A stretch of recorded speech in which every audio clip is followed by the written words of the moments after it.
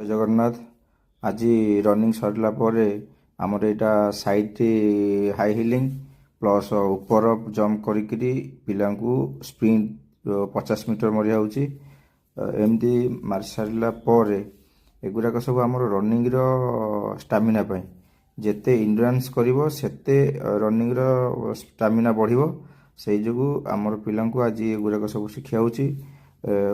କୋନ୍ ରଖାଯାଇଛି ସାଇଡ଼୍ରେ, ଆପଣମାନେ ଦେଖିପାରୁଥିବେ। ଆଉ 18 ଇଞ୍ଚିଆ 12 ଇଞ୍ଚିଆ ସ୍ମଲ୍ ହର୍ଡଲ୍ସ ଉପରେ ଜମ୍ପ କରିବେ। ଏଗୁଡ଼ାକ ଆଜି ଆମେ ଆପଣମାନଙ୍କୁ ଦେଖାଉଛୁ ଏଏସ୍କେ ଡିଫେନ୍ସ ଏକାଡେମୀରେ।